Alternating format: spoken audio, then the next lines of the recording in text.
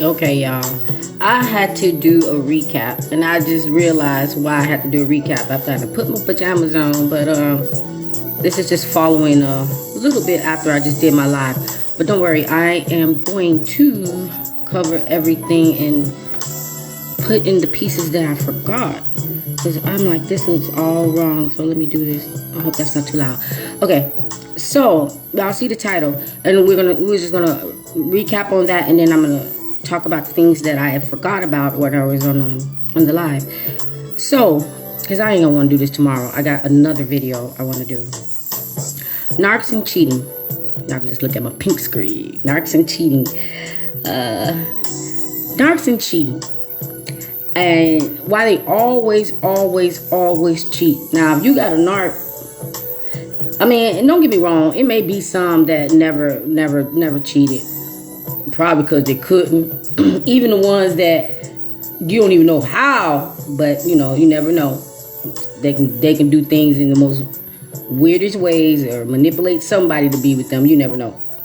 So let's go. Narcs cheat because cheating is validation for them. Cheating is validation for them, and what they feel when they are cheating is that somebody wants them. Somebody's attracted to them. That they're hot and they look like this and they look like that. So when they're cheating, they're getting the validation that, there's someone and they can have whoever they want because this person and that person and this person that they cheated with. So they figure that, oh, well, if I can get that person, I can get this person, I can get that person. Now, mind you, most of the times when they're getting these people with deceptions, lying, money, providing them something, food, alcohol, drugs. It doesn't even really matter. They have to use something to get this person to want to be involved with them, because this person would not want to be bothered with them or ever date them or sleep with them if they didn't have something that they want. That's how they always get these new supplies. They're not getting these new supplies because that they're all that. Now, don't get me wrong, there's some fine ass narcs out there. But that only lasts for so long too, because you can be fine as hell, but you got an ugly ass personality. You ugly as hell to me. So when they're doing it, they're doing this for validation, and they feel like when they're having sex represents love to them. They figure when people are having sex with them, that is love to them. When you're the person on the other side actually loving these clown ass creatures. So when they're cheating on you, this is what they're doing. And you're sitting there, hurt and broken up about this, but they don't feel anything about it at all. They don't feel nothing. What they feel is what they're getting. So when they're cheating, they're excited. It's exciting because they feel like, oh, they're getting away with something. It's drama. Because, 9 times out of 10, when they're cheating with someone, they're cheating with somebody that's not even available. Like, they love to mess up someone else's relationship and someone's happy home. And they also like to mess up their relationships and what they got at home. And it's a fantasy because they're fantasizing, what the person feels about them and what they think about themselves. And they just fantasize like they're just God's gift to whomever. And that's why they cheat. And even if it's not them like physically cheating, as long as they can get any attention from anywhere, like they can get DMs or, FaceTime or whatever from anybody, just some type of attention other than from you, they're feeling some type of special. They love to be fake because fake to them is real. Anything that's fake to them is real. So the reason why they're feeling something real special for these people, because they're not spending that much time with these people as they are with you. The only thing that they're doing when they are with these people is having the fun and the excitement, the sleeping around and hanging out and doing fun things. So now they're turning that into love. Like, oh, I love this person. Every time we're around, it's that. But you have to be around them all the time. So you don't just get that. You get everything else and anything they throw at you and they're looking at you like, oh, you just this, you just, oh, so you just a big bother, because they want to have that fantasy and excitement that they have on the side all the time, and they know they can't have that in reality with you. Who lives like that every day? Ain't nobody finna get up every day and just have this glamorous time, acting like they just, in the chocolate factory just having fun, and every day you can go to another factory and have fun, and life just goes on, and you don't have any problems or anything to do but have fun. Life don't go like that. Life don't go like that. And they just think life is just all about fun and joy only for them. Self-gratification, and I mean that in every word. Self-gratification, any way that they can please themselves, that's exactly what they're going to do. You just going to have to pay the price for it. You're going to have to pay the consequences, because you are there. And you are there for the other gratification. You are there for that other gratification, which is abuse. That's what you are there for. You're pleasing them. Put it right there.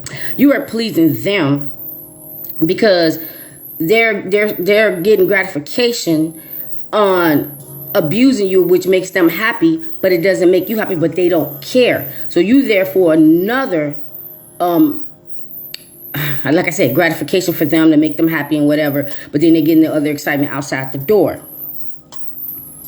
You have to realize that when this person that you thought was someone that they presented themselves is not that person. You're getting the real them. You are getting the real them, and the other people are getting the fake them, because you already got the fake them, but now they don't have to be the fake them anymore, whether with you, because now you are already there. You're already there, and they figure like, oh, you're not gonna go anywhere. You ought to be happy. You ought to be happy that you're there and whatever. So they'll just go out and sleep with whomever, he, she, they, we. It doesn't really matter. Anybody that'll give them any attention. Anybody that would ever give them any attention is what they want. So know that when you are with a narc and they discard you for someone else, know that the same way that the new supply got the narc is going to be the same way that they lose the narc. Just the same as you. The way that you got the narc is the same way that you're going to lose the narc. Now, let's say that you wasn't someone that knew about anything. You were just an innocent person. You didn't know about anybody there. The narc played single or whatever. But they came to you and they was like, yeah, because the last person I was with, they treated me so bad, blah, blah, blah. So what they're going to use now, they're going to use your empathy and all that to feel sorry for them.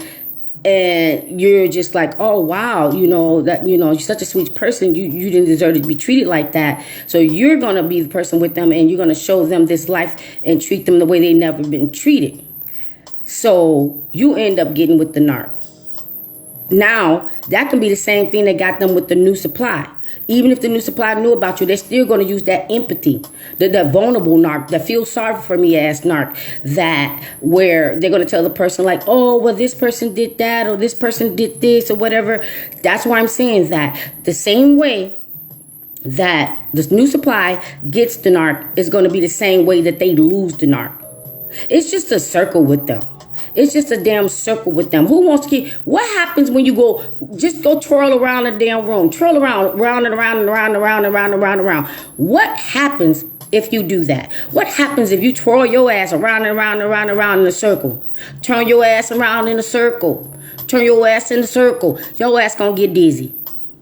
You're going to get dizzy, and that's what it's like when you're with a narc. You're going to get so dizzy that your brain don't work. You're all foggy. You're all confused. And then once your ass stops spinning around in a circle, you're going to figure out what the hell is going on. You're going to figure out what's going on, and you're going to be like, nah, this ain't right. Because there always have been red flags there. But they're really, really, really good to make you dismiss these red flags. So you end up with this person probably for way too long. And God forbid you married them. But so let's skip after that. So let's get to the part where now you guys are not together anymore. Now, whether the narc discarded you or you discarded the narc. Either way, I said it before, the narc does the discard because they force you to discard them. You could have been someone that sat there and be like, hey, baby, if this ain't gonna work, we can just not be together. NARC be sitting there shaking their head like, and they could have just admitted right then and there, like, no, this ain't gonna work or whatever. But no, they're cowards. They're not gonna do that. They want you to be the one that leaves so they can go around and get to feel sorry for me again and go around and tell everybody you so horrible so they can be a victim again. So now they can get 5, 6, 7, 8 more supplies feeling sorry for them, but also go around smear your name and have everybody think that you the evil person. When now these people that heard this story over and over again, they dumb as hell, because every time the NARC had a relationship that ended, it always ended the same way. So at what point it's gonna click in their brain like, nah, this what you do. But you got some dedicated flying monkeys out there that just gonna like, yeah, because they don't want to have nothing to do with the NARC. They don't have nothing to do with the NARC. So they just gonna be like, yeah, man, yeah, I figured that. Oh, yeah, girl, I knew he wasn't nothing. Yeah, girl, whatever. They all knew. So then, this is what happens after that. This one ain't gonna be long. I'm just doing a quick recap. Then, when you're gone, they go over there to the side piece that now they're mad because they set it all up thinking that they was gonna be with this other person. But the other person was like, I ain't really finna leave my relationship for you. Nah, I'm good. So now they're mad because they destroyed their relationship and thought the other person was going to destroy their relationship to be together. But that person was like, nah, I tap out. I'm cool on you. So now they're probably threatening the other person like, well, I'm going to tell your husband. Well, I'm going to tell your wife or whatever. Because now they mad that person didn't come. Like that would make somebody come. You going to threaten me now I love you? They so dumb as hell. They think they can just do all this awful stuff and you just going to come back like everything's okay. How does that work? How does that work that you didn't do all this and then you threatened me to be here so I'm going to love you? That's how sick and stupid they are. So now that failed, this is when the Hoover comes in because what they lined up didn't work out, especially if you did the reverse discard when they wasn't ready because they knew it was coming, but they thought they had it all down to the time, the minute, and the second. And then that person didn't work out, and now they're all alone because NARCs cannot be alone. I said it before. If they want to go around and do all this cray and sleep around and do all this, why can't they just be by themselves and just be a bachelorette or a bachelor? No, because they need somebody there. They need a punching bag. They need somebody there to just abuse and use. So if anything don't work, like if the other person decides they didn't want to leave their person or somebody decide they don't want to be with them, they can always go back home to you. They need that. You just the fallback. You the fall guy so that they can always have something.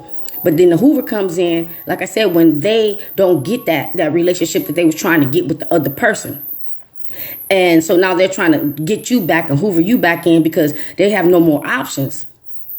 They have no more options. They rant them all out. And that's why they Hoover you.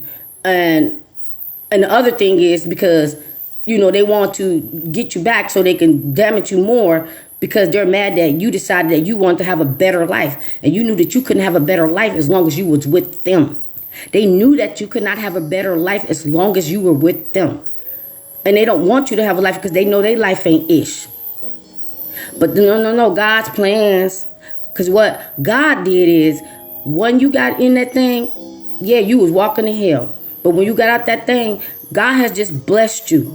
God have just blessed you to open your eyes wide open to something that a lot of people do not see, or a lot of people do not know, or a lot of people have not experienced, which is a demon. Demons do exist. And they come in the form of human bodies, which is called a narcissist. How do you wake up every day trying to do something evil, trying to do something hurtful, sitting around thinking it's funny and cute, making people upset, harming people, doing all this trickery and lying and stealing and conniving, and you think that something good is going to come to you, even if they left you and went on? You think God is going to bless them? Do you think God is going to bless them with a good person? God is going to bless them with a happy life? No. Those blessings are for us. Those blessings are for you. Because once you go out and you ask God for forgiveness and you go back to where you was, but you are now a better person because now you are NARC aware, you know what you will not and ever take again. Those red flags always been there, but you just didn't get it because you never knew what a NARC was. You could do something like, oh, hey, baby, I like that hairstyle. What you mean? I always wear my hair like this. What you got an attitude for? I'm telling you, that part right there got me. When I would say something and they'd be like, yeah, what you got an attitude for? What you mad at? That wasn't even nothing to be mad about. I'm telling you, little things like that. I'm telling you, when you walk on their ass, be like, oh, I don't like people talking to me like that. So I guess I'm just gonna be gone. Oh no, I was just saying, I thought you saw my hair like this before. Saw my ass. How about that? How about that? You know, they'll just do stupid stuff. Like, I've been doing that. You could have been with them like 4, 5, 6, 7 years. And they be like, I've been doing that. And you never once saw them do that. Because they lie. Or they'll go pick up something from one of their supplies or something and start doing something new. And then when you question it, like, you don't never listen to that type of music. Oh, you never danced before. I've been doing it. No, you haven't. I ain't see you. We never. We don't use apple pie. Get the hell out of here. My apple pie joke, though. That's when somebody got caught up and the lady was like, we use apple pie and everything else. And she was like, we don't use apple pie. But that's what they do. And who was this other one I wanted to say? Oh, this one right here. So you could be with a NARC and you kind of like hinted to some things and you want to address some things that you know that they're doing or whatever. This is what they'll do. They'll go around and talk about everybody, their mama, their daddy, their friends, and everybody's relationship with everybody else just to take the focus off of them. So you could be sitting there talking to them and you're getting ready to tell, to ask them or confront them about something. They'll be like, oh, Erica, they just blah, blah, blah, blah, blah, blah, blah. And it could be something worse than what the NARC is doing. So the NARC is trying to take your focus off of what the NARC did because the NARC figure like, well, at least I didn't do that, and trying to distract you so that you don't get on topic of what you wanted to address with them. They talk about everybody. And even a new supply.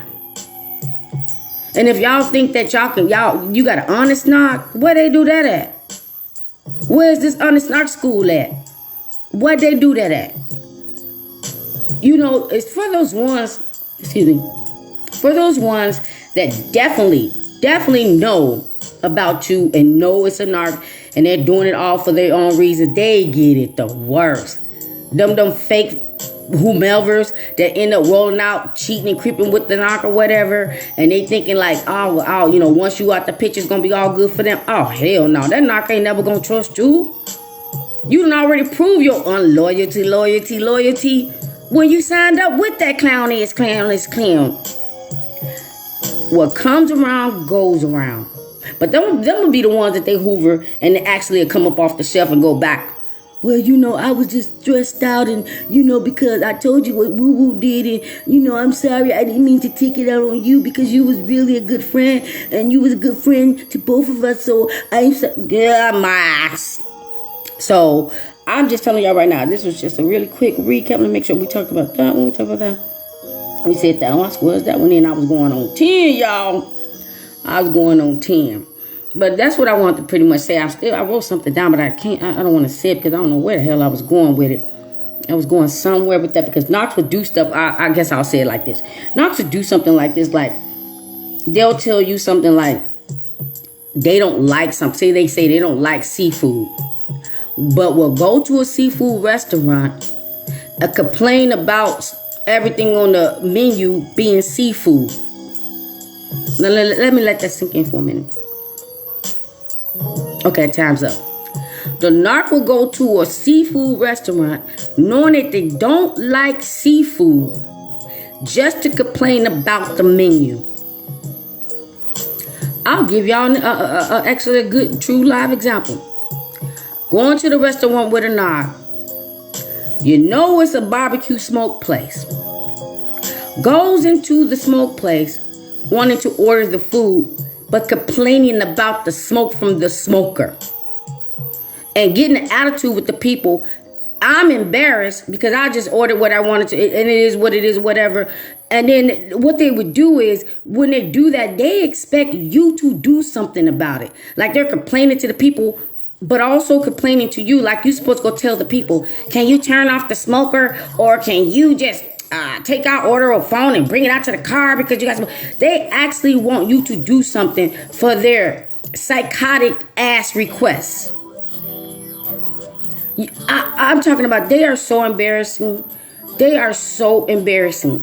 Like, when you're with them, they are so embarrassing. And you know how, like, it could be somebody that's fine as hell, but if they got a nasty ass personality, they ugly as hell. They're ugly as hell.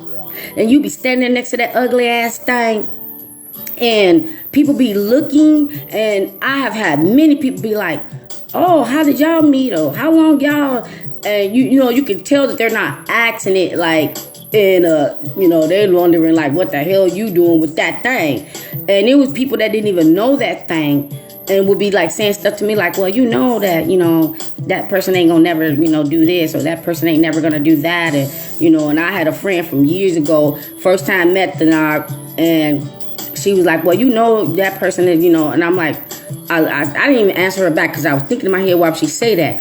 But then later on, I knew why she said that. I didn't even go back and ask her why she said that, because she was 1000% on point. Sometimes people can look at people and get them all figured out from a look, because they have that discernment. A total stranger can have that discernment, where they can pick it out in a minute, and you're just standing there all happy and thinking you like, yo, this is my husband, this is my wife, or my boyfriend, my girlfriend, boyfriend. It doesn't really matter.